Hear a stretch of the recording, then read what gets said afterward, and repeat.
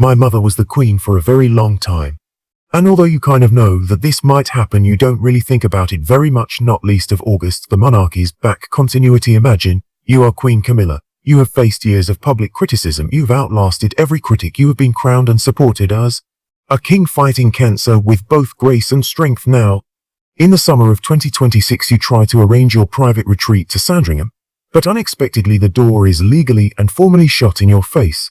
This is not by a palace official or King Charles, but by his sister princess, and known as the Princess Royal. The media has called her the hardest working royal in history. She didn't just close the door herself, she had her lawyer do it today. We will reveal what is really happening behind the scenes at Sandringham, one of the most famous royal estates in British history.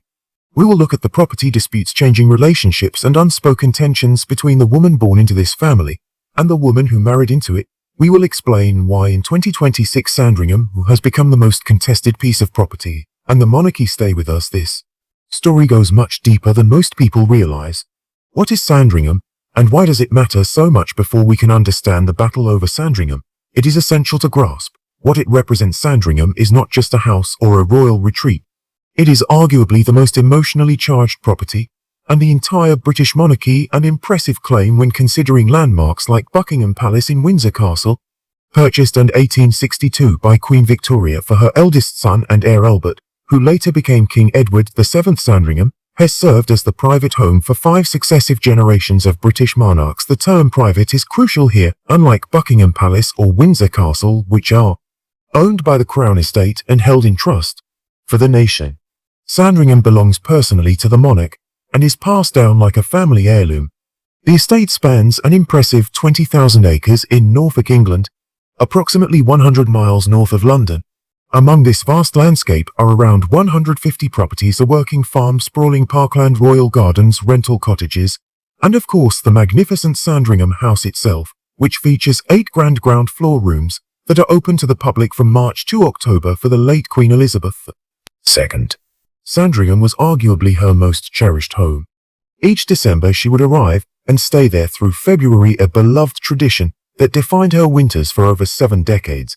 It was at Sandringham that she delivered her final Christmas broadcast in 2021, and at her beloved wood farm on the estate that she passed away in 2022. King Charles also shares a deep connection to Sandringham during his cancer treatment in 2024 and 2025. It became a sanctuary for him, a peaceful place for recovery away from the demanding duties of the monarchy. For Queen Camilla, Sandringham has become her favorite royal escape, a tranquil countryside retreat where she can genuinely unwind.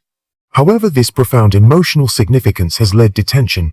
Sandringham is not large enough emotionally, politically, or territorially to accommodate all the competing claims being made on it at present.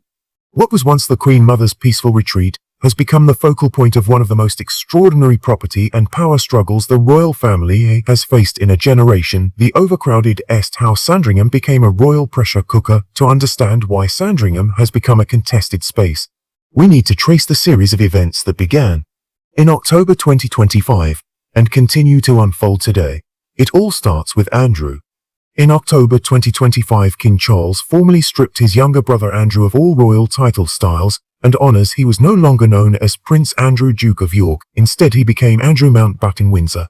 Along with this announcement came another startling revelation. He was required to surrender his lease on royal law lodge, the sprawling 30-room mansion located in Windsor Great Park, where he had resided with Sarah Ferguson. Andrew's lease, which he secured for a nominal rent in exchange for upfront payments totaling approximately £8.5 million, technically allowed him to remain at Royal Lodge until 2078. However, under sustained pressure from both the royal family, Lee, and the public, he agreed to vacate the position.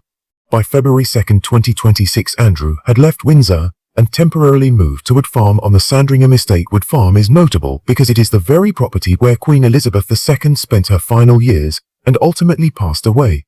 Although it is modest by royal standards, consisting of just 5 bedrooms, its sudden occupation by the disgraced former Duke created immediate ripple effects across the state. Meanwhile, King William and Princess Catherine have their own connection to Sandringham through and Moore Hall, a 10-bedroom George and country house that Queen Elizabeth gifted to them upon their marriage.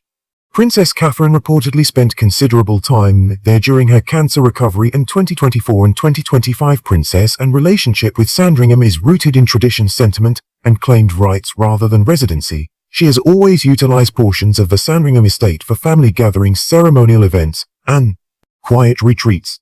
Her Christmas appearances at St. Mary Magdalene Church walking the grounds with her signature confident stride have become legendary within the royal family.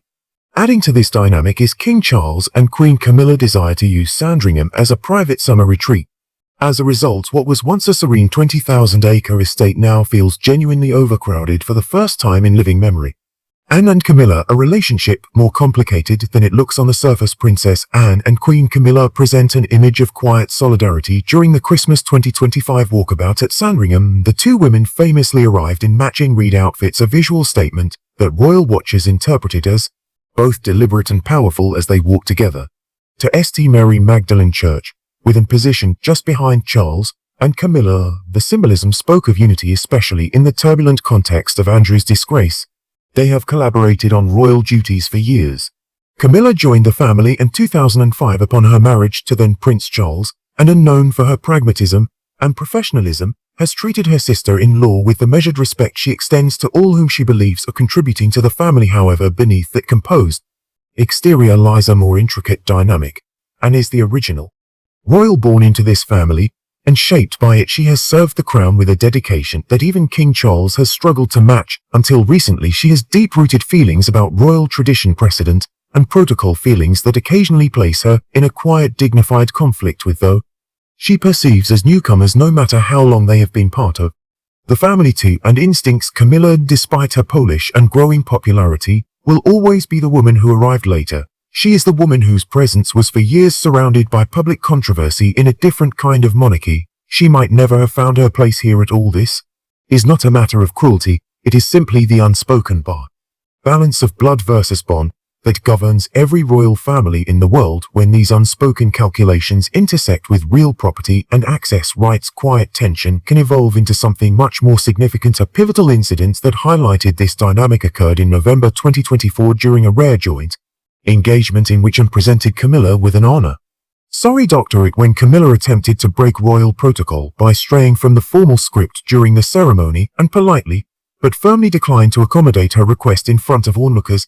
It was handled without drama, yet with absolute clarity. Though it was a small moment, such instances carry immense weight. At this level, they signify who holds institutional authority, and a message was unmistakable. Tradition prevails regardless of rank. The legal dimension, what sealing off a royal wing actually means. Now we come to the crux of the matter, the legal dimension. When we discuss princess and lawyer sealing off a wing of Sandringham, we are entering a complex area that many royal commentators often overlook, as it requires an understanding of how royal property law functions. As we have established, Sandringham is a privately owned estate currently belonging to King Charles. This means it is not governed by the same rules that apply to Crown estate properties. The King has the authority to make both formal and informal arrangements about who uses what and when. However, the situation is unusual within privately owned royal estates. There are long-standing informal usage agreements, traditional precedents, and what lawyers refer to as licenses to occupy these arrangements.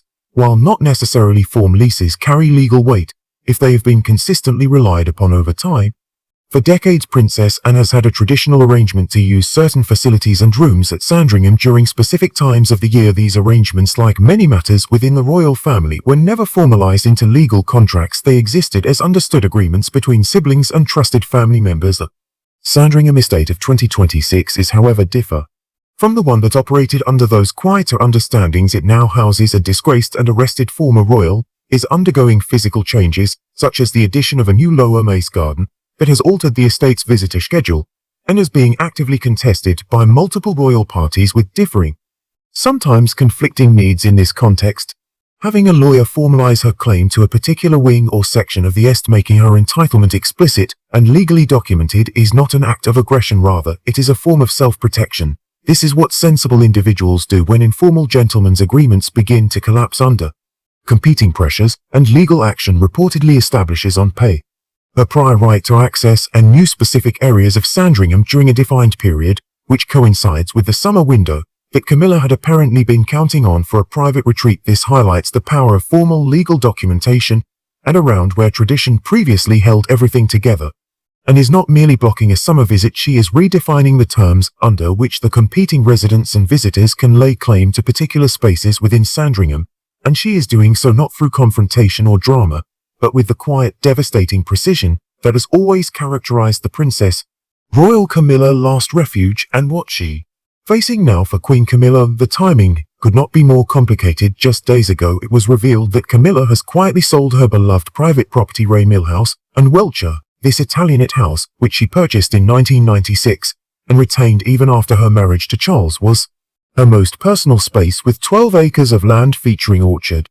It's a walled garden and a private swimming pool where her grandchildren played. It was a true sanctuary for her. She referred to it at the Sandringham Flower Show in 2025 as her best therapy in the world. Ray Mill was more than just a house, it was Camilla escaped from the pressures of the crown. It reminded her of her identity beyond that of a queen. Now that person refuges gone, complicating matters further. The Sandringham estate, where she had hoped to spend her summer retreat, is now embroiled, and legal disputes made more congested by Prince Andrew's presence and complicated by the King's health management schedule. Sandringham House itself is close to the public between mid-July in early August and again in late August, indicating that the royals expect to be in residence. However, the specific question of which royals will be present and in which areas of the estate is no longer as fluid as it once was. Camilla is currently navigating an extraordinary personal reinvention, having sold her private sanctuary and now facing legal constraints that limit her royal sanctuary. She must confront a diminishing private space. Royal commentators have noted Camilla's remarkable resilience throughout her public life. She has weathered decades of negative press, a complicated entry into marriage, and the immense challenge of stepping into Queen Elizabeth II's shoes. However, resilience requires a place to retreat, and at this moment, those retreats are being closed off one by one. The bigger picture, what this tells us about the monarchy and 2026, this situation is more than a property dispute. It reflects the changes occurring within the British monarchy. King Charles ascended the throne during a challenging time. He faced his cancer diagnosis shortly after becoming king. His brother lost his titles and got arrested on his 66th birthday, and his son Harry lives in California. The monarchy needed a fresh direction, and he has relied mainly on two people, Queen Camilla and Princess Anne. However, relying on these two women who have different relationships to the monarchy has led to tension, princess, and legal actions at Sandringham highlight a shift. The informal traditions of royal life are being replaced by formal written agreements. This change is evident not only at Sandringham, but also throughout the state. For example, Andrew had to deal with legal notices and lease agreements for his eviction from Royal Lodge. The sale of Ray Mill required lawyers, and even the arrangements for Marsh Farm and VAR of renovation plans and occupancy contracts. In simple terms, the monarchy is increasingly using lawyers. When families start using lawyers, it usually means the trust that once held them together is weakening or gone. What does this mean for the future for King Charles, who was managing these tensions while fighting cancer, keeping public trust and guiding the monarchy through difficult times? It means he must be careful. He cannot show favoritism between his wife and his sister, and he needs both women as they are key to his reign. For Princess Anne, this situation is about more than just Sandringham. It shows her long-held view. She was there before and will be thereafter.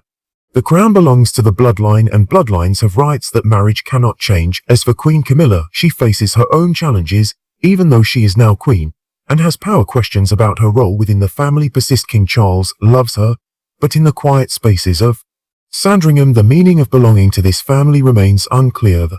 A debate over identity within the monarchy continues. It raises questions about being born into royalty versus marrying into it, the limits of titles, and about a family that is both remarkable and flawed, trying to stay united amid its history. Princess Anne has dedicated her life to supporting the British monarchy, not for accolades, but because she believes the institution is more